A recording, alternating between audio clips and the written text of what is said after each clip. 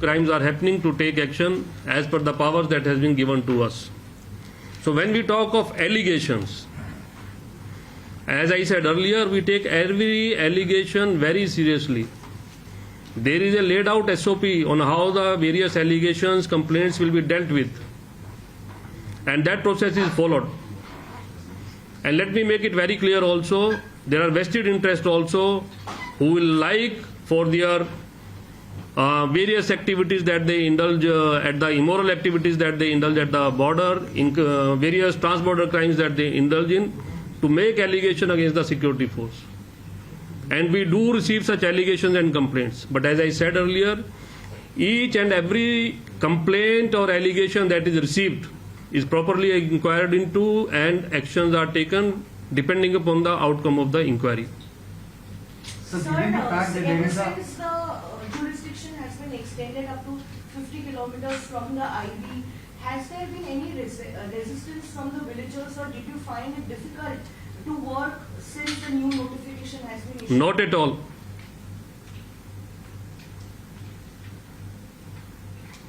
With the kind of position the state government has taken, which opposes the notification, do you fear there could be challenges? Because as you said, you are working in synergy with the local police, but if the resistance is being expressed so vocally, do you fear there could be some trouble in your operations as far as search and seizures are concerned? See, I can only say about the situation prevailing as on date. As I said earlier, as of date, we do not have any issue or any problem, and we have a very comfortable relationship with all other law enforcement agencies with whom we are functioning. Sir, I have a very direct question. You know, there have been allegations made that BSF as a force is being used by a political party, for the respect of uniform, I'm not taking the name.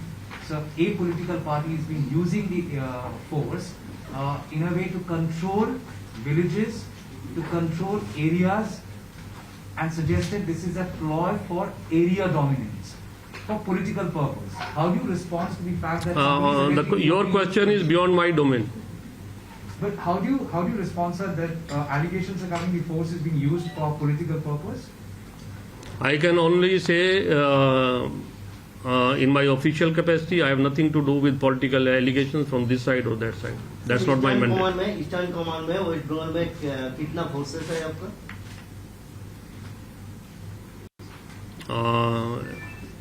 It will not be appropriate to state the number of battalions that are deployed, but I can say that we have adequate manpower. We have adequate manpower. तो ये 50 kilometre जो बढ़ गया है, इसके बाद आपका जो रिक्वायरमेंट है मैन पावर के, कितना हो सकता है और कितना चाहिए आपको? क्या As I said, in hinterland we go only when there is a need, and that is seldom. So it does not account for any enhancement of manpower whatsoever. Sir, we don't have any international border in Manipur and Nagaland with Bangladesh. Then we are responsible for whole state. What is the purpose? No, we are deployed in internal security duty there. Internal security. Anything else? Sir, I have a question. Sir, BSF usually uses the non-lethal pump action guns at the border. So whenever you spot a smuggler or anyone who is indulging into a crime, but the mandate is to shoot below the knees. But in the last couple of months or maybe a year and a half, we've seen a lot of people die in BSF firing, both Indian and Bangladeshi nationals. There has been rampant firing. So, and there are groups who also allege human rights violation. How do you respond to such allegations? Yes. Let's not go into allegations just because somebody is alleging something. If we look at statistics, which is official statistics, which cannot be falsified, the incidence of firing has gone down over a period of time. Loss of any life is unfortunate. We do our best to ensure that we are not forced to open fire. We follow a policy of non-lethal use of force. But there are occasions and times when our own troops get assaulted, they sustain injuries, and at times they are fatal casualties as well. You will agree with me, a border man deployed at the border has a right to defend himself as well. That is what we do.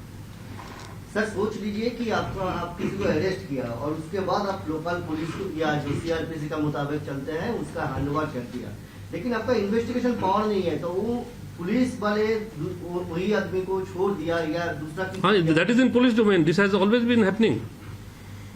Because maybe we have caught somebody on suspicion because he was moving near the border, he has not been able to give his identity. We do not know whether he is from this side or that side, and we hand it over to the police. Police makes necessary inquiries, and if they are satisfied that no, he is a bona fide Indian citizen, they can let him off. We have nothing to say about that. That is how it has been happening. That's why I say that it's a complete whole. Other law enforcement agency, including state police and border security force, we act in tandem. इतना दिन तक आप वो cattle smuggling या दूसरा कोई चीज का स्मगलिंग जो बॉर्डर में होते थे या आपका सीजर करते थे या हैंडओवर कर देते थे या कोर्ट का ऊपर चले जाते थे, लेकिन अभी आप लोगों का पूरा पावर दे गया है सीजर के लिए, तो इंफ्रास्ट्रक्चर आप लोगों का है कोई इतना कुछ सामान जो कीमती चीज हो सकता है कि या दूसरा ऐसा कुछ हो सकता है कि रखने के लिए अलग सा जगह चाहिए या कोर्ट का एविडेंस के लिए रखना चाहिए, तो फिर As I said earlier, whosoever we apprehend or arrest and whatever we seize, we hand it over to the concerned agency. It is their lookout how they proceed further in that. Ours is a very, very limited mandate, and the purpose of calling today's press conference is only this, because we found there are certain misgivings regarding these notifications that have come. So I thought that it is essential we sit together and so that everyone comes on par. I have shared with you in the folder that has been given to you the old notifications, the abstract of the relevant sections of the Border Security Force Act, and over a period of time as and when amendment in notifications have taken place. I will request after this press conference is over, when you have somewhat leisure time available with you, please go through that folder, fully apprise yourself of the legal position. I repeat what I said earlier. There is no change in our power of arrest, seizure and search. It remains the same. As I said earlier, I again repeat, our mandate is very limited and we will act within the mandate that the law has given us, not beyond that. Sir ये जो area बढ़ाया गया ये आप लोगों का force के लिए अच्छा है या फोर्स के लिए अच्छा और बुरे की बात नहीं है, देश के लिए क्या अच्छा है उसकी बात है. कई जगह पर तो जगह कम कर दिया गया. उसके बारे में मुझे कुछ नहीं कहना है. So you are saying you are trying to clear doubts. Government has expressed You- concerns also because of this whole stretch in the chicken's neck, which is a very narrow stretch. Now with the jurisdiction being extended to 50 kilometers, you are almost in control of the entire chicken neck, that narrow stretch. Now army is also concerned because it is a very sensitive area. The civil administration is also concerned. How do you plan to work with the major stakeholders there as far as chicken neck is concerned? So let me make it clear to you, our mandate is guarding the international border along the Bangladesh. So your queries with regard to chicken neck, so we are guarding our part of the border, and this extension of jurisdiction in the hinterland, this again, that's why I am repeatedly saying please go through the notification. It has a very limited purpose.